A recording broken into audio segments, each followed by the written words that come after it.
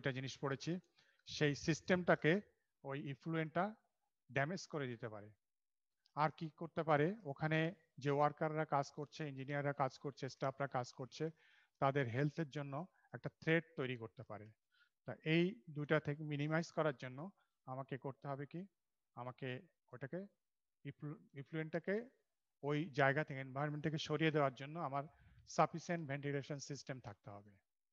এখন ভেন্টিলেশন সিস্টেমে আমরা ছেড়ে দিলে কি হচ্ছে, ওই ইফ্লুয়েন্টটা সরাসরি এনভায়রনমেন্টে চলে যাচ্ছে। এই এনভায়রনমেন্টে যখন চলে যাবে তখন আমরা দেশের ক্ষতি করছি, আবহাওয়া অধিদপ্তর আমাদেরকে ধরবে। সেই জন্য সরাসরি দিলে চললে, বের করে দিলেই হবে না, সেটাকে ক্লিন করে, নিউট্রাল করে, হার্মলেস করে তারপর আমাকে ছাড়তে হবে। সো একটা ক্লিনিং সিস্টেম থাকতে হবে, যেটাকে বলা হয় ইটিপি, ইফ্লুয়েন্ট ট্রিটমেন্ট প্লান্ট।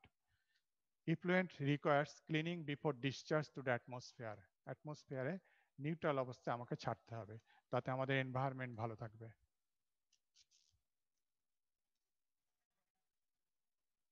এছাড়া স্টাফ যারা কাজ করবে তাদের প্রোটেকশনের জন্য তাদের গ্যাস শিল্ডিং থাকতে হবে আর কুলিং ডিভাইস থাকতে হবে।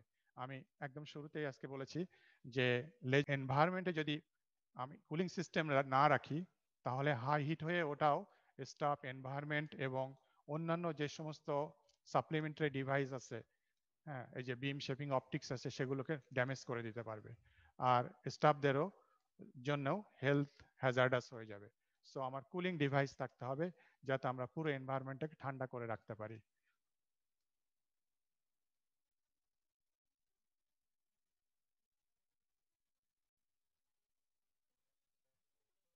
কুলিং ডিভাইসটা নিয়ে মানে কিভাবে আমি কুলিংটা করা যাবে, করা হয়, সেটা আবার পরে আমাদের আজকের লেকচারের শেষের দিকে। Beam absorption on metal surface. Laser beam যে কোনো মডার্ন টেকনিকের একটা ডিসঅ্যাডভান্টেজ হচ্ছে হাইলি কস্টলি।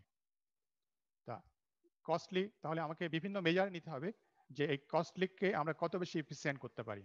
আমাদের লেজার থেকে, লেজার যে এনার্জিটা আসবে সারফেসের উপর পড়বে, সেই এনার্জি পুরোটা আমরা অ্যাবজর্ব করতে পারি না, তার অনেকটা সারফেস থেকে রিফ্লেক্ট করে যায়, অনেক বেশি রিফ্লেক্ট করে যায়। তা আমরা অ্যাবজর্পশনটাকে আমাদের বাড়াতে হবে। আমরা কিভাবে এই বিম অ্যাবজর্পশনটাকে বাড়াতে পারি সেটা নিয়ে এই হেডলাইনের আন্ডারে আমরা আলোচনা করব। তা সব মেটাল আমরা দেখব না, আমাদের এভরিডে লাইফে আমরা ইউজ করি বেশি iron bearing materials, steel use করি। Carry the widest industrial impact of laser surface modification, এখানেই বেশি সব থেকে বেশি ব্যবহার হয়, সেটাই আমরা স্টাডি করব। Laser energy absorption is poor in iron bearing materials. Iron bearing ম্যাটেরিয়ালের উপর লেজার এনার্জি অ্যাবজর্পশন অনেক পুয়ার। দ্যাট ইজ আমরা যে লেজার এনার্জিটা প্রডিউস করে সারফেসের উপর ফেলছি তার একটা মেজর পার্ট সারফেস থেকে রিফ্লেক্ট হয়ে চলে যায়, ওটা আমাদের লস হয়ে যাচ্ছে, আমার কস্টকে আরো বাড়িয়ে দিচ্ছে। আর যদি পিওর আয়রন হয়, iron at room temperature exhibits only a few percent absorption. Pure আয়রনের জন্য খুবই কম, এটা একটা নিচে একটা ডাটা দেওয়া হয়েছে সেটা কত। তবে যে এটা এটা আমাদের জন্য অতটা চিন্তার বিষয় না, কারণ আমরা পিওর আয়রন ব্যবহার করি না, আমরা স্টিল ব্যবহার করি, অ্যালয় ব্যবহার করি। সো আয়রন বিয়ারিং ম্যাটেরিয়াল ব্যবহার করি আমরা। Even on iron bearing material the laser absorption is poor. Pure আয়রনে, ভেরি পিওর আর আয়রন বিয়ারিং ম্যাটেরিয়ালে মানে কত কত একটা ধারণা দেওয়া হয়েছে 25%। কখন? যখন আমি পিওর আয়রনের সারফেসটাকে একটু মডিফাই করে নিচ্ছি, when the surface condition changed mechanically, say mechanically প্রসেসটা হচ্ছে বাই মেশিনিং, এমসি মানে মেশিনিং, গিট ব্লাস্টিং, এবং এইটা করলে অ্যাবজর্পশন কিছুটা বাড়ে। তা পিওর আয়রনের উপরে আমি যখন অ্যাবজর্পশন বাড়ানোর জন্য এই এই প্রসেসটা অ্যাপ্লাই করছি, তখন পিওর আয়রনে অ্যাবজর্পশন হচ্ছে মাত্র 25%, বেড়ে হচ্ছে। আর এটা না করলে এটা আরো নিচে আসতো, হয়তো 20 বা 15% আসতো। তাহলে পিওর আয়রনে আমি সারফেস মডিফাই করার পরেও অ্যাবজর্পশন পাই মাত্র 25%। দ্যাট ইজ 70% আমার রিফ্লেক্ট হয়ে আবার চলে যাচ্ছে। সো আমরা কিভাবে এটা বাড়াবো সেটা আমরা দেখবো। আর এটা হচ্ছে পিওর আয়রন। তাহলে steel and other iron alloys exhibit higher values than this. আমি বলেছি যে অ্যালয় একটু বেশি অ্যাবজর্ব করে, তাই 25 থেকে আর একটু বেশি সে অ্যাবজর্ব করবে। still more than 50% is lost, laser energy lost. Lost হয়ে যাচ্ছে। এখন লসটা তো আমরা মেনে নেব না, আমাদের রিসার্চ করতে হবে, রিসার্চাররা কিভাবে রিসার্চ করে এই অ্যাবজর্পশনটাকে কিভাবে বাড়ানো যায়। এনহান্সড অ্যাবজর্পশন টেকনিক, অ্যাবজর্পশন বাড়ানোর জন্য যে টেকনিকগুলো আছে সেগুলো, যে আমরা সারফেসে প্রথমে পেইন্টস দিয়ে নিতে পারি একটা পদ্ধতি। আরেকটা পদ্ধতি হচ্ছে যে অক্সাইড অ্যান্ড কনভার্সন কোটিংস। আমরা ওল্ড টেকনিকে পড়ার সময় আমরা এই পদ্ধতিগুলো দেখেছিলাম, কিভাবে পেইন্ট দিতে হয়, কিভাবে মানে টাইপগুলো পড়েছিলাম, অক্সাইড আর কনভার্সন কোটিং কিভাবে দিতে হয়, এইসব টেকনিকগুলো আমরা দেখেছিলাম। তো এই টেকনিকগুলো যদি আমরা সারফেসে আগে দিয়ে অ্যাপ্লাই করে নেই, মানে দ্যাট ইজ সারফেসের উপর পেইন্ট দিয়ে নেই অথবা অক্সাইড এবং অন্য কোনো কনভার্সন কোটিং দিয়ে নেই, তারপরে লেজার সারফেস ফেলি, তাহলে অ্যাবজর্পশন আবার বেড়ে যায়। Still poor. পেইন্টস, পেইন্ট দিয়ে সারফেস মডিফাই করা easy, easy to apply, but confusing in function. কিন্তু তাদের ফাংশন নিয়ে আমরা অনেক কনফিউশনে থাকি। কিসের ফাংশন নিয়ে কনফিউশনটা কি? যে এক এক ধরনের পেইন্ট এক এক ধরনের আয়রন বিয়ারিং ম্যাটেরিয়ালের জন্য ভালো হয়, অন্য আয়রন বিয়ারিং ম্যাটেরিয়ালের জন্য ওই পেইন্টটা বেস্ট না। আয়রন বিয়ারিং ম্যাটেরিয়াল বলতে আমরা স্টিল বুঝি, স্টিলের ভিতরে কার্বন পার্সেন্টেজ একটু ভ্যারি করে। এই কার্বন পার্সেন্টেজ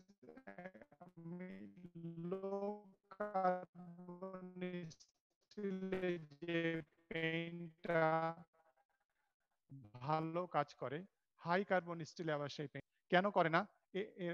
তার মানে ল্যাবে টেস্ট করে আমাকে বের করে নিতে হয় যে কোন কোন ম্যাটেরিয়ালে, পার্টিকুলার কোন ম্যাটেরিয়ালে, কোন কম্পোজিশনে কোন পেইন্টটা ভালো কাজ করবে।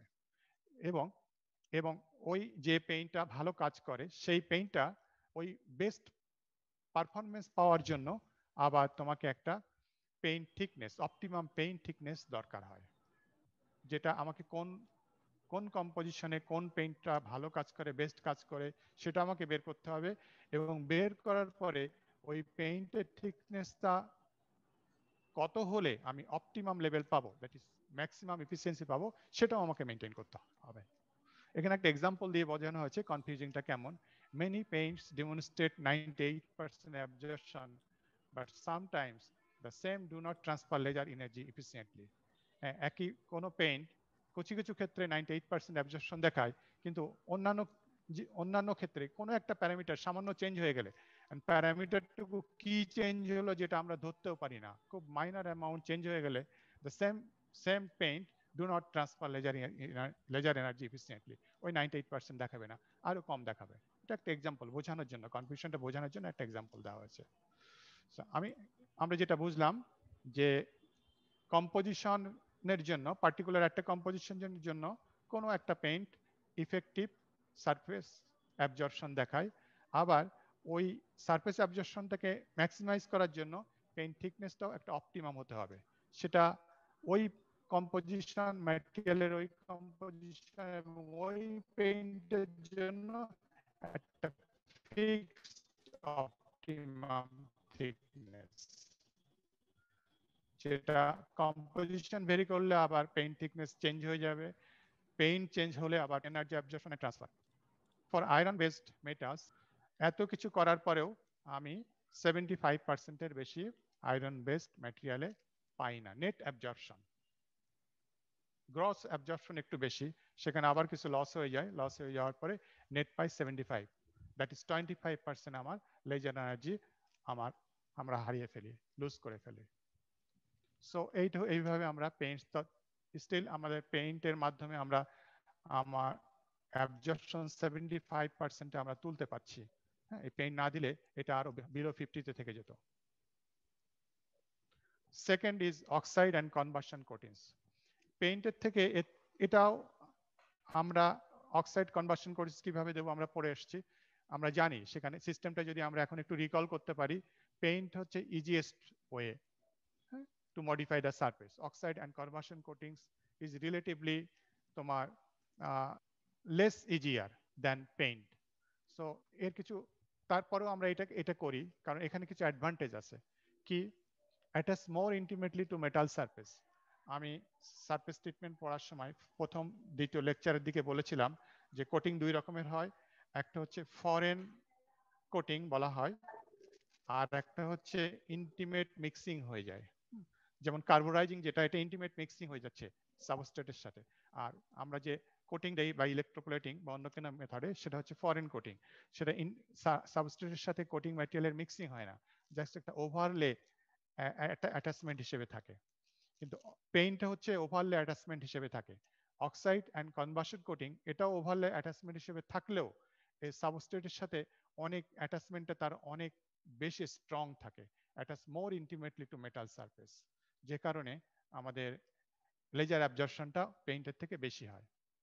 So higher absorption than paints, ওই যে অ্যাটাচমেন্টটা বেশি ভালো হওয়ার কারণে অ্যাবজর্পশনটাও পেইন্টের থেকে বেশি হয়। আর একটা কি, প্রডিউস লেস ইফ্লুয়েন্স। পেইন্ট সারফেসে পেইন্ট দেওয়ার কারণে, তারপরে পেইন্ট দেওয়ার পরে আমি যখন লেজার সারফেস দিয়ে মডিফাই করব, যে পরিমাণ ইফ্লুয়েন্ট হবে, এই অক্সাইড অ্যান্ড কনভার্সন কোটিং এ আমার ইফ্লুয়েন্টটা কম হয়। তো এটাও আমার একটা বেনিফিট, কারণ ইফ্লুয়েন্টটা আমাদের আননেসেসারি হার্মফুল এলিমেন্ট, যেটা কম হয়।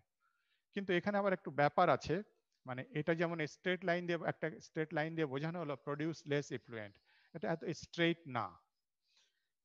কি এই মেথডের ডিসঅ্যাডভান্টেজ কি, অক্সাইড অ্যান্ড কনভার্সন মেথডের ডিসঅ্যাডভান্টেজ, এবং ডিসঅ্যাডভান্টেজটা এই লাইনটার সাথে, প্রডিউস লেস ইফ্লুয়েন্স এর সাথে কিছুটা রিলেটেড। সেটা কেমন, সেটা আমরা একটু বুঝি। আমি যখন অক্সাইড আর কনভার্সন কোটিং আমি অ্যাপ্লাই করব, need to add complex coating equipment.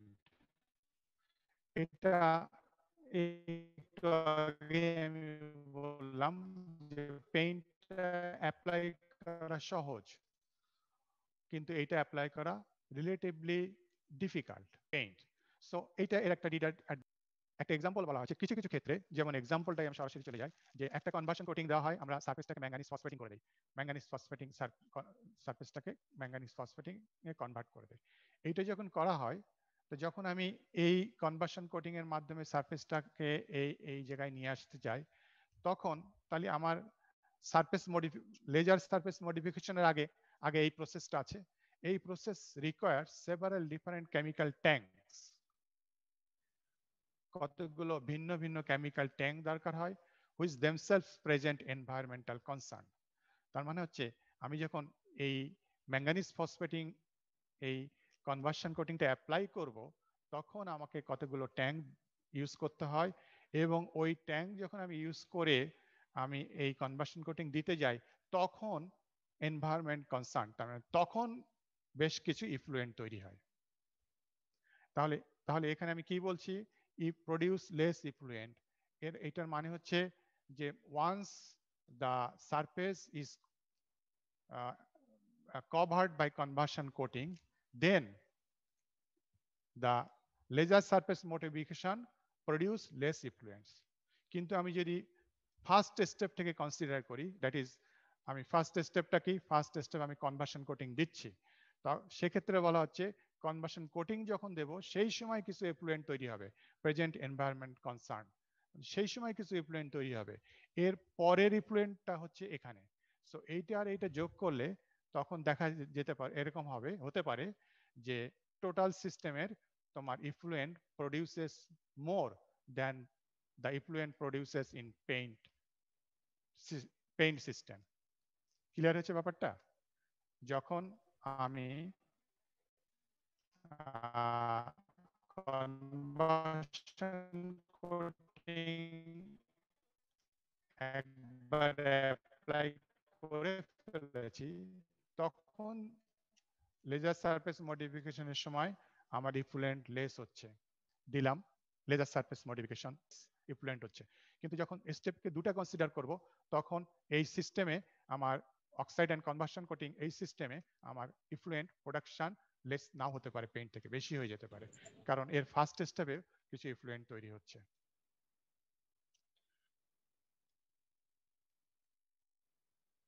তা আমরা অক্সাইড কনভার্সন এবং পেইন্টের মাধ্যমে সারফেসটাকে মডিফাই করলাম, মডিফাই করে আমরা পেইন্টে নেট অ্যাবজর্পশন 75-এ গেলাম, আর কনভার্সন কোটিং এর থেকে বেশি গেলাম, হায়ার অ্যাবজর্পশন দেন পেইন্টস, ধরে নিলাম 80 বা 85 এ গেলাম, স্টিল আমাদের অ্যাটলিস্ট 15 থেকে 20% লস আমরা কিভাবে করব? ওটা রিফ্লেক্ট হয়ে যায়, মেটাল সারফেসে অ্যাবজর্ব হয় না, রিফ্লেক্ট হয়ে যায়। তো এই রিফ্লেকশনটাকে আমাকে কন্ট্রোল করতে হবে, কন্ট্রোলিং রিফ্লেকশন। যদি আমি না করতে পারি, আনম্যানেজড রিফ্লেকশন যদি হয়ে যায়, ম্যানেজ করতে না পারি, তাহলে আমাদের কি হচ্ছে, আমার ওই 20% ধরে নিলাম 20%, ওটা তো লস হয়ে গেল, এটা আমাদের মেনে নিতে হবে। তারপর আর কি হচ্ছে, শুধু লস হলো না, এটা অ্যান্সিলারি কম্পোনেন্ট যেটা আছে, বিম শেপিং অপটিক যেটা আছে, সেগুলোকে কি করছে, হিট করে দিচ্ছে। হিট করে দিলে ওই সিস্টেমটা ড্যামেজ হয়ে যেতে পারে। ওই ওই অপটিক্স এর কথাটাও বলা হয়েছে, বিম শেপিং অপটিক্সকেও সে হিটেড করে দিচ্ছে, সিস্টেমটা ড্যামেজ হতে পারে। তাছাড়া এনভায়রনমেন্টে গরম করে দিলে পার্সোনাল সেফটির একটা কনসার্ন চলে আসে। সো আমি যদি ওটাকে সামহাও আমাকে ম্যানেজ করতে হবে, দেখছি কিভাবে ম্যানেজ করা যায়, কিন্তু ম্যানেজ না করতে পারলে এই লসগুলো আমার হয়ে যাবে। ম্যানেজ আমরা কিভাবে করব? রিফ্লেকশন ইজ ডিরেক্টেড, সারফেস থেকে যেটা রিফ্লেকশন হয়ে যাচ্ছে 20% ধরলাম, to a different cool absorbing surface. এটাকে আমাকে এমনভাবে একদিকে এই ডিরেকশনটাকে নিতে হবে, টেনে নিতে হবে আমাকে। র্যান্ডমলি সে যার যে কোনো দিকে চলে গেলে হবে না, লেজার এনার্জিটাকে আমাকে এক দিকে নিতে হবে। কোন দিকে নেব? আমি ওখানে মেকানিজমের ভিতরে, সিস্টেমের ভিতরে আমি অন্য কিছু রেখেছি যেটা ওই লেজার এনার্জিটাকে অ্যাবজর্ব করে নেবে, টেনে নেবে, টেনে নিয়ে ওটাকে কুল করে দেবে, অ্যাবজর্ব করবে, কুল করবে, এবং একটা ভিন্ন দিকে। সেটা আমি একটু দেখাচ্ছি। ফর এক্সাম্পল, এটা লেজার এখানে পড়ছে, পড়ার পরে আমি বলেছি কি যে সমস্ত সারফেস মডিফাই করার পরে অ্যারাউন্ড 20% তোমার কি হয়ে যাচ্ছে, লস হয়ে যাচ্ছে। লসটা কিভাবে কিভাবে হবে? এটা একটা লাইট রে, একদম মোস্ট লেফট সাইডে যে রেটা আসছে, সেটা যদি এখানে পড়ে, সেটা রিফ্লেকশন হয়ে কিভাবে যাবে, আমি একটু বড় করে দেখাই, যে একটা লাইট রে এইভাবে আসছে, এইভাবে আসলো, সো এই সারফেসে পড়লো, সো এই সারফেসের অ্যাঙ্গেল অফ রিফ্লেকশন হচ্ছে এতটুকু, অ্যাঙ্গেল অফ ইনসিডেন্ট হচ্ছে এতটুকু। সো এই সারফেসে পড়ে 20% কি হবে, সে রিফ্লেকশন করে সেই দিকে চলে যাবে। সো অ্যাঙ্গেল অফ রিফ্লেকশন হচ্ছে এতটুকু। এটা লাইটের সূত্র অনুযায়ী angle of incident equal to angle reflection. এই যে 20% এইদিকে চলে যাচ্ছে, এখান থেকেই যাবে, এটা আমি পাশে এনে দেখাচ্ছি। সো আমাকে করতে হবে কি, যে আমি এইদিকে এমন কিছু রাখবো, আরো কিছু রাখবো, আমার যেদিকে এটা যেতে পারে, কারণ আমার অ্যাঙ্গেল অফ ইনসিডেন্স আর অ্যাঙ্গেল অফ রিফ্লেকশন আমার জানা আছে, যেদিকে যাবে, বা এখান থেকে যে লাইটটা আসবে, এখান থেকে যে লাইটটা আসবে সেই দিকে যাবে, আর এটা এখান থেকে যেটা আসবে সেই দিকে যাবে 20%। এখানে একটা ডিফারেন্ট মেটাল রাখবো বা একটা অবজেক্ট রাখবো, যার কাজ হচ্ছে সে এটাকে অ্যাবজর্ব করবে এবং সে ওটাকে ঠান্ডা করে দেবে। এরকম একটা কিছু অবজেক্ট রাখবো, সেটাকে অ্যাবজর্ব করে এবং ঠান্ডা করে দেবে। তোমার এখানে কিছু কোশ্চেন হতে পারে যে এ অ্যাবজর্ব করতে পারলো না, ও অ্যাবজর্ব করবে কিভাবে? হ্যাঁ, ঠিক আছে, এই কোশ্চেনের উত্তর একটু পরে পাবে। তা এই মুহূর্তে আমি বলি যে এই মুহূর্তে তুমি জানো যে এখানে রিফ্লেক্টেড 20% যখন যাচ্ছে, 20% যে যাচ্ছে, সেটাকে আমি এখানে আরো কিছু ডিভাইস রাখবো যে এটাকে অ্যাবজর্ব করে নেবে, অ্যাবজর্ব করে ঠান্ডা করে নেবে। তাহলে কি হচ্ছে, সে 20% আর এই এনভায়রনমেন্টটাকে গরম করছে না। ওই গরমের হাত থেকে অন্যান্য তোমার যে বলা হচ্ছিল অ্যান্সিলারি ডিভাইসেস, বিম শেকিং অপটিক্স, সেগুলো আর কি হচ্ছে না, নষ্ট হচ্ছে না, ড্যামেজ হচ্ছে না। এটা হচ্ছে reflection is directed to a different cooled absorbing surface. First আমি এটা করব। এখানে একটা কোশ্চেন রয়ে গেছে, আমি নিজেই বলেছি কোশ্চেনটা, উত্তরটা কি হবে। হ্যাঁ, আমি এটাকে আরো ভালো পারপাজ ইউজ করতে পারি। তা এটা যদি আমি করি, তাহলে আমার কি হলো, আমার সারাউন্ডিংস তোমার হিটেড হলো না, ফলে এই ইকুইপমেন্ট গুলো ড্যামেজড হলো না, কিন্তু আমি 20% লসকে মেনে নিলাম। আমি চাচ্ছি না 20% লসকে মেনে নিতে, একটা কস্টলি সিস্টেমের ভিতর 20% লসকে আমি মেনে নেব না। তখন আমি কি করব, এই যে রিফ্লেক্টেড লেজার ইজ রিইউজড, যেটা ওই মেটালকে যে ওই আমি যেটা দিয়েছি যে অ্যাবজর্ব করবে না, সে অ্যাবজর্ব করবে না, ওটাকে আমি রিইউজ করব। Laser is redirected back to the work surface applied to the work surface. এখানে আমি যাই, হ্যাঁ, এখানে আমি এরকম কিছু দিয়েছি, সে অ্যাবজর্ব করবে না, সে এটাকে আবার ফিরিয়ে দেবে, রিফ্লেক্ট করবে। তাহলে রিফ্লেক্ট করতে গেলে এবং এটাকে এমন ডিরেকশনে রাখবো যেন সে এটা 90 ডিগ্রি অ্যাঙ্গেলে ওর উপরে যেয়ে পড়ে। এটা আমি যেহেতু অ্যাঙ্গেল অফ রিফ্লেকশনটা জানি, অতএব সেই অনুযায়ী এটাকে সেই সেই ওরিয়েন্টেশনে দেওয়া সম্ভব। রিফ্লেক্টেড বিমটা ওর উপরে 90 ডিগ্রি অ্যাঙ্গেলে যে যদি পড়ে, এবং এটা এমন ম্যাটেরিয়ালে দেব যার অ্যাবজর্পশন কম, রিফ্লেকশনটা বেশি। সো ম্যাক্সিমাম এখান থেকে রিফ্লেক্ট হয়ে আবার চলে আসবে। চলে কোথায় আসবে? আবার এই জায়গায় আসবে। তাহলে 20% ধরে ধরে নিলাম, আবার একটা সার্টেন এই 20% 5 সে অ্যাবজর্ব করে নিল। 100% এফিসিয়েন্সি কোনো কিছুতেই হয় না, কিন্তু 15 আবার ব্যাক করলো। 15 আবার ব্যাক করে আবার কোথায় আসলো? আবার একটু আগে যে জায়গাটাকে হিট করেছিল সেই জায়গাটাকে সে আবার হিট করছে। এই জায়গাটা হচ্ছে এই জায়গাটা, সে আবার হিট করছে। হিট করার পরে ওই 15 এর 10 আবার 15 এর 80%, মানে ধরে নাও 10 অ্যাবজর্ব করলো, তাহলে আবার 5 ব্যাক করছে, ব্যাক করে আবার এখানে যাচ্ছে। 5 থেকে 2 সে আবার অ্যাবজর্ব করলো, 3 আবার রিফ্লেক্ট করলো, সো 3 আবার এখানে আসছে। সো বারবার আমি ওইটাকে ঘোরাচ্ছি রিফ্লেক্ট করে করে। আলটিমেটলি ফার্স্ট ফার্স্ট ইনসিডেন্ট টাইমে যে 80% এখানে অ্যাবজর্বশন ছিল, এইভাবে কয়েকবার ঘোরার পরে দেখা যাচ্ছে আমি এখান থেকে 90 বা মোর দ্যান 90% আমি অ্যাবজর্বশন পেয়ে যাচ্ছি। আমি রিইউজ করছি। তা রিইউজ করার কারণে আমি এখানে অ্যাবজর্বশনটা আমার বেশি হচ্ছে, অ্যাট দ্য সেম টাইম আমার সারাউন্ডিংস হিটেড হচ্ছে না, ফলে সারাউন্ডিং হিটিং এর যে প্রবলেমগুলো সেগুলো রিকভার হয়ে যাচ্ছে। সো বলা হচ্ছে ফার্স্ট আমি কি করব, reflection is directed to a different cool absorbing surface. যে সমস্ত সারফেস মডিফিকেশন প্লান্টে আরো বেশি মডার্নাইজড হয়, লেস মডার্নাইজ গুলো এখানেই ছেড়ে দেয়, তারা এই লসটা মেনে নেয়। যেগুলো বেশি মডার্নাইজ সেটা তারা এখানে ছেড়ে দেয় না, তারা আবার এটা অ্যাপ্লাই করে। Reflected laser is reused, laser redirected back to the work surface, আবার ওই জায়গাতে নিয়ে আসা হয়, এভাবে অ্যাবজর্পশনটাকে বাড়ানো হয়। এবং এইটা বিশেষ করে ক্লাডিং একটা ট্রিটমেন্ট আছে, সেই ট্রিটমেন্ট এটা করা হয় যেখানে রিফ্লেকশনটা সিভিয়ার। সিভিয়ার মানে ফার্স্ট টাইমে, সরি,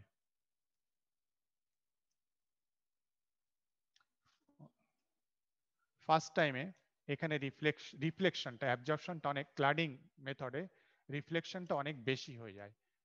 এই অ্যাবজর্পশনটা 80% না হয়ে আরো নিচে থাকে, ফলে অনেক বেশি লস হয়ে যায়। তখন আমাকে অবশ্যই ওই রিডিরেক্টেড আবার পুনরায় বারবার ইউজ করতে হয়। এইভাবে আমরা অ্যাবজর্পশনটাকে বাড়াই। এইভাবে আমরা রিফ্লেকশনকে কন্ট্রোল করে আমার সারাউন্ডিংস এনভায়রনমেন্টকে আমরা সেভ করি, অ্যাট দ্য সেম টাইম আমার এফিসিয়েন্সিটাকে আমরা বাড়িয়ে নেই। এই ক্লিয়ার হয়েছে এ পর্যন্ত? জি স্যার। জি স্যার। হ্যাঁ, আমার মডার্ন টেকনিক এখানেই শেষ। এরপরে আমি ওল্ড টেকনিক পড়ানোর সময় আমি বলেছিলাম ইলেকট্রোপ্লেটিংটা আবার আসবে, মনে আছে তোমাদের সে কথা? স্যার। জি sir.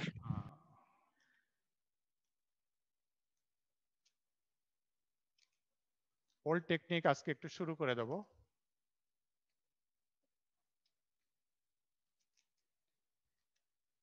Electrochemistry applied to electroplating.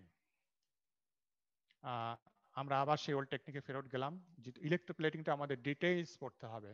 আগে যেটা পড়েছি অত ডিটেইলস ছিল না, এখন আরো অনেক বেশি ডিটেইলস পড়ব। তা প্রথমেই আমরা একটু রিকল করার চেষ্টা করি।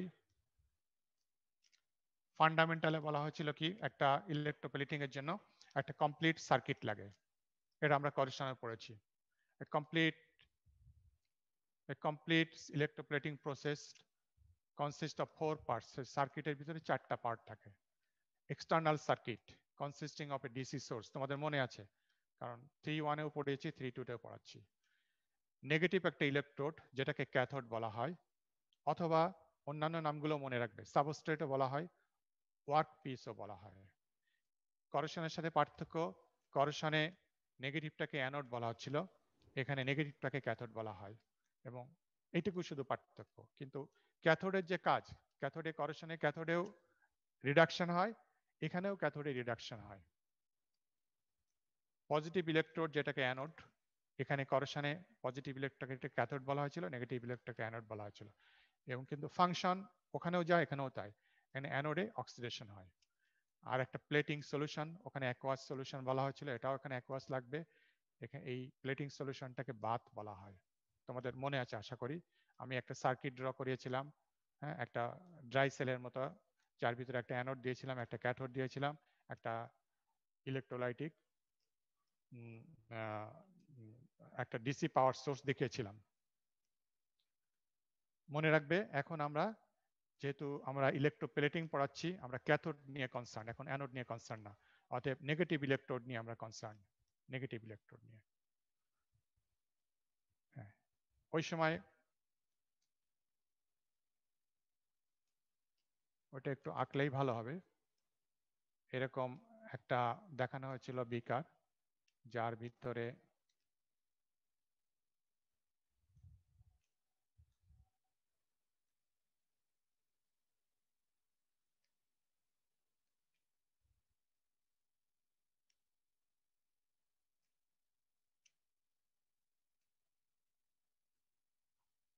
হ্যাঁ, এখানে ক্যাথোড কোনটা?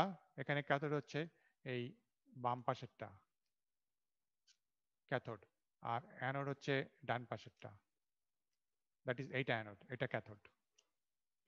এই হচ্ছে সিম্পল ইলেকট্রোলাইটিক সেল, একটা DC power source, electrolytic cell. এখানে ইলেকট্রোপ্লেটিং এ এইটা হচ্ছে ইনপুট, করেশনের ইনপুট ছিল কেমিক্যাল রিঅ্যাকশন, আর এখানে ইনপুট হচ্ছে ডিসি পাওয়ার সোর্স। আমরা ইনপুট দেবো এখান থেকে, আর এখানে কেমিক্যাল রিঅ্যাকশন ঘটাবে, এটা আউটপুট। তো এইটা হচ্ছে সিম্পল একটা সেল। এন্ড কমার্শিয়ালি ইলেকট্রোপ্লেটিং করতে গেলে এত সিম্পল ইলেকট্রোলাইটিক সেল দিয়ে আমাদের ইকোনমিক্যাল হবে না। কমার্শিয়ালি করতে গেলে কি করতে হয়?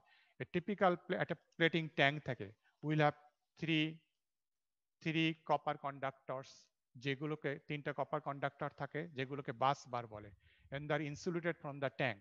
সেটা হচ্ছে এটা, এটার সঙ্গে এটার মিলটা দেখো। ঠিক হচ্ছে, একটা বড় ট্যাঙ্ক থাকে, বড় ট্যাঙ্কের কি হয়, এই যে বাস বার, তিনটা বাস বার থাকে, এটা কপার কন্ডাক্টরের বাস বার, এই একটা বাস বার, এই একটা বাস বার, আর রাইট হ্যান্ড সাইডে একটা বাস বার, তিনটা বাস বার। হ্যাঁ, এই দুই এন্ডের দুইটা বাস বার, দুই এন্ডের দুইটা বাস বার। এখানে আমরা যদি কমপ্লিট ইলেকট্রোলাইটিক সেল ডেভেলপ করা হয়, তাহলে সরি, এ পাশে ভুল হয়ে গেছে, এই পাশে হবে এটা। ক্যাথোডকে মাঝখানে রাখা হয়, দুই পাশে দুটো অ্যানোড দেওয়া হয়। সো এই আর একটা অ্যানোড, এই অ্যানোডটাকে কানেক্ট করা হয় এই অ্যানোডের সাথে, এই মাঝখানে ক্যাথোডটা থাকে। তো ঠিক তেমনি দুই পাশে দুটো বাস বার, এই একটা বাস বার, এই একটা বাস বার। বাস বার দুটো কভার কন্ডাক্টরের হয়, এবং দুটো কানেক্টেড থাকে পজিটিভ এন্ডে। দেখো এই যে দুটো কানেক্টেড আছে এই পজিটিভ এন্ডে, এই দুটো অ্যানোড হিসেবে কাজ করে। আর মাঝখানে যে বাস বারটা থাকে, এটা কানেক্টেড থাকে নেগেটিভ এন্ডে, মাঝখানে এটা নেগেটিভ এন্ডে। সো এটা ক্যাথোড হিসেবে কাজ করে। এবং এই ইলেকট্রোপ্লেটিং ট্যাঙ্ক, এটা ইউজুয়ালি মেটালিক হয়। তাহলে কপার কন্ডাক্টর আর মেটাল, জাস্ট মেটাল ট্যাঙ্কের উপরে যদি এটা বসিয়ে দেওয়া হয়, তাহলে কপার কন্ডাক্টরের সাথে সে কানেক্টেড হয়ে যাবে, ইলেকট্রিক্যালি কানেক্টেড হয়ে যাবে। সেটা হলে চলবে না, সেই জন্য ইনসুলেটর দেওয়া হয়, যে গোল মতো দেখা যাচ্ছে, এটা ইনসুলেটর। তিনটা ইনসুলেটরের উপরে কপার কন্ডাক্টরটা বসিয়ে দেওয়া হয়েছে। দুই পাশে কপার কন্ডাক্টর, দুই পাশে অ্যানোড আছে, এবং ইকুয়াল ডিস্টেন্সে হুক দিয়ে অ্যানোডগুলো ঝোলানো থাকে। একটা অ্যানোড ঝুলছে, এর প্যারালালি এখানে আরেকটা অ্যানোড ঝুলছে, একটা second anode, third anode and so on. একসঙ্গে হয়তো 20টা বা 25টা বা 10টা অ্যানোড ঝুলানো থাকে। ঠিক দুইটা অ্যানোডের মাঝখানে প্যারালালি, এই মাঝখানে এখানে একটা করে ক্যাথোড ঝুলানো থাকে।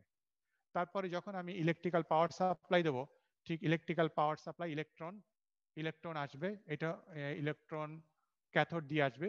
সো ক্যাথোড দিয়ে ইলেকট্রন এসে, ইলেকট্রন এইখানে এসে এখানে ভাগ হয়ে যাবে, ভাগ হয়ে যে এর কেমিক্যাল রিঅ্যাকশন ঘটিয়ে আবার এই অ্যানোড দিয়ে ইলেকট্রন উঠে যাবে। সো এই দুটো অ্যানোড, মাঝখানের একটা ক্যাথোড, এই মিলে হচ্ছে একটা সেল। দুটো অ্যানোড, মাঝখানে একটা ক্যাথোড, একটা সেল। এইভাবে অনেকগুলো সেল আছে। আমি মনে হয় 354-এ তোমাদেরকে এরকম ক্যালকুলেশন দেখিয়েছিলাম, লাস্ট এক্সপেরিমেন্টের দিকে, মনে আছে কিনা জানি না। হ্যাঁ, দেখেছিলাম একটা ক্যালকুলেশন। তা কমার্শিয়ালি এরকম করা হয় কি, এরকম একটা ক্যাথোডে আমি ইলেকট্রোপ্লেটিং করে তার কোটিং দেবো, আবার তুলে এনে আবার একটা দেবো, এইভাবে হয় না, টাইম ইজ মানি। সেই জন্য কমার্শিয়ালি করা হয় কি, একসঙ্গে অনেকগুলো ইলেকট্রোলাইটিক সেল দেওয়া হয়, তারপরে একসঙ্গে পাওয়ার সাপ্লাই দেওয়া হয়। এখানে যদি আমার আধা ঘন্টায় একটা ক্যাথোড কোটিং হয়ে যায়, এখানে আধা ঘন্টায় 20টা বা 15টা ক্যাথোড কোটিং হয়ে যাবে। এটা কিছু কিছু কোটিং মেথডে আমাকে কি করতে হয়, তোমাকে অ্যাকোয়াস যে সলিউশনটা থাকে সেগুলো হায়ার টেম্পারেচার নিতে হয়। সেই জন্য এখানে কাট কাট ভিউ দেখানো হয়েছে, কেটে ভিতরের অংশটা দেখানো হয়েছে। সো এই যে হিটিং অর কুলিং কয়েল কিছু কিছু রুম টেম্পারেচার থেকে লো টেম্পারেচারে করতে হয়, ফলে এখানকার অ্যাকোয়াস সলিউশনের টেম্পারেচার মেনটেন করার জন্য হিটিং অর কুটিং কয়েল আছে। Cutaway view of typical plating tank. এটার বর্ণনা তাহলে কি হচ্ছে, two outside bars are connected to the positive side of the DC source and on them are hung the anodes. So outside দুটা বাস বার আছে, সেই দুইটা পজিটিভ সাইডে দেওয়া হয় এবং এর উপর দিয়ে অ্যানোড গুলো ঝুলিয়ে দেওয়া হয়। Central bus bar is connected to the negative side and holds the substrate. Substrate that is workpiece, মানে যার উপরে আমরা বা জব কোটিং ফেলতে চাই তাকে বলা হয় সাবস্ট্রেট। সো মাঝখান দিয়ে তোমার ক্যাথোড দেওয়া হয়। আবার অনেক এইটাকে আমি আরো বেশি মানে লেস টাইম কনজিউমিং করতে পারি, সেই চিত্রটা এখানে দেখো করা হয়েছে কি, যে এখানে একটা একটা হুক দিয়ে একটা ক্যাথোড ঝুলানো হয়নি, একটা হুক দেওয়া হয়েছে, হুক দিয়ে ক্যাথোড গুলো যদি ছোট ছোট হয়, এই হুকের একটা মেইন হুকের সাথে আবার সাব হুক দেওয়া হয়েছে, এই হুক দিয়ে একটা ক্যাথোড ঝুলানো হবে। এটা কি দেখা যাচ্ছে ছবিতে, বোঝা যাচ্ছে এই ছবিটা? হ্যাঁ, জি স্যার। এই সাব হুক দিয়ে একটা একটা ক্যাথোড ঝুলানো হবে, এইটা দিয়ে আরেকটা ঝুলানো হবে, এইটা দিয়ে আরেকটা ঝুলানো হবে। তার মানে একটা মেইন হুক দিয়ে আমি 3টা ক্যাথোড ঝুলিয়ে দিতে পারছি। সো একটা ইলেকট্রোলাইটিক সেলে দ্যাট ইজ দুই পাশে দুটো অ্যানোড আর মাঝখানে একটা মেইন হুকের আন্ডারে আমি 3টা ক্যাথোড রাখতে পারছি। সো নাম্বার অফ অ্যানোড যদি এক সাইডে 10টা হয়, সো নাম্বার অফ ক্যাথোড হবে 10 গুণ 3, 3 10 কে 30টা। সো আরো বেশি economical, that is less time consuming আমি করতে পারছি। তো এই পর্যন্তই থাক, আমার টাইম শেষ হয়ে গেছে। আজকের লেকচার এই পর্যন্ত। নেক্সট হচ্ছে আমার মানে এই ইলেকট্রোপ্লেটিং ট্যাঙ্ক কমার্শিয়ালি কিভাবে ট্যাঙ্কটাকে তোমার অ্যারেঞ্জমেন্ট করা হয় সেই পর্যন্ত আজকে আমরা দেখলাম। নেক্সট ক্লাসে আমরা দেখবো ইলেকট্রোপ্লেটিং এর পারপাস কি কি, কেন কোন কোন পারপাসে আমরা ইলেকট্রোপ্লেটিং করি, সেটা আমরা next purpose of electroplating next ক্লাসে দেখবো। আজকে এই পর্যন্তই।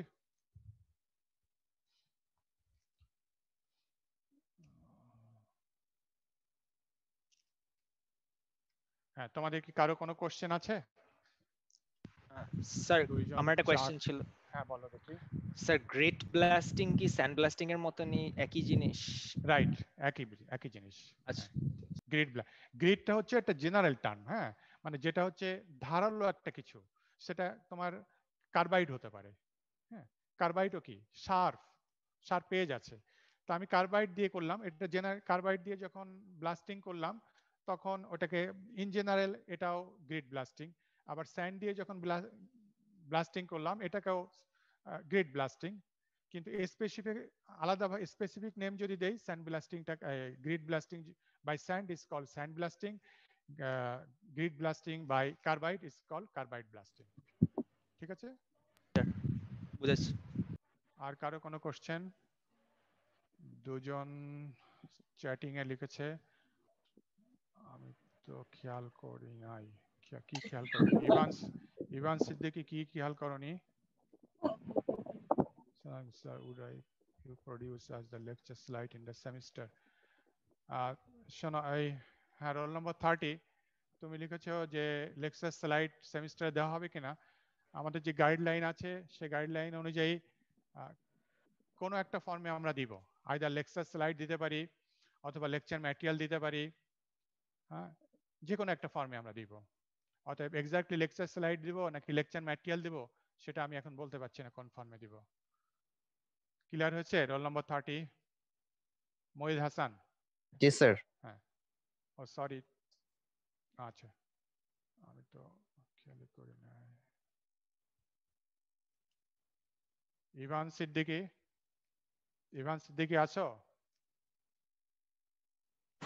জি স্যার আছে। হ্যাঁ, তোমার এটার মানে আমি বুঝলাম না। তুমি আমাকে টেলিফোন করবা, তোমার সঙ্গে কথা আছে, ঠিক আছে? জি হ্যাঁ, স্যার। তুমি আমাকে জি, স্যার। টেলিফোনে, আমি এখানে আলোচনা করতে চাই না, তুমি আমাকে টেলিফোন করবা। আমার টেলিফোন নাম্বার তোমার কাছে আছে? যদি না থাকে না সিআর স্যার, এর আমি সিআর এর কাছ থেকে থেকে নিয়ে নেবা। হ্যাঁ, ওকে মোহাম্মদ মাসুদ। মাসুদ মিস্টার, ও তুমি অ্যাটেন্ডেন্স মিস করেছো 36। তুমি গতকালকেও মিস করেছিলে না? 36, রোল নম্বর 36 আছো? না স্যার, আমি গতকাল ছিলাম। ছিলে? জি স্যার, আচ্ছা, রোল নাম্বার দিয়েছিলাম। 14 স্যার। Roll number 36। আচ্ছা ঠিক আছে, 36 তো এখানে sir present. Roll number 14 attendance miss করছি স্যার। কেন মিস করেছো 14? জি স্যার, কেন মিস জয়েন করতে করেছো? একটু দেরি হয়ে গেছিল স্যার। আচ্ছা, টাইম আমি আসলো, ওই যে জি স্যার। টাইম আসলো মা। হ্যাঁ, জি স্যার। আর 36 প্রেজেন্ট। ঠিক আছে, আমরা নেক্সট ক্লাস আগামী কি বারে? রবিবারে? রবিবার বোধহয় ছুটি নাকি? আগামী রবিবার ছুটি না? অগস্ট 30 তারিখ, আগামী রবিবার ছুটি, আশুরার ছুটি সম্ভবত। তো নেক্সট ক্লাস আগামী মঙ্গলবারে। হ্যাঁ, ভালো থেকে সবাই, আল্লাহ হাফিজ। আসসালামু আলাইকুম। ওয়ালাইকুম সালাম ওয়া রাহমাতুল্লাহ। আসসালামু আলাইকুম স্যার। আসসালামু আলাইকুম স্যার। আসসালামু আলাইকুম স্যার। আসসালামু আলাইকুম। ওয়ালাইকুম সালাম ওয়া রাহমাতুল্লাহ। আসসালামু আলাইকুম। ওয়ালাইকুম সালাম ওয়া রাহমাতুল্লাহ। আসসালামু আলাইকুম। ওয়ালাইকুম সালাম ওয়া রাহমাতুল্লাহ।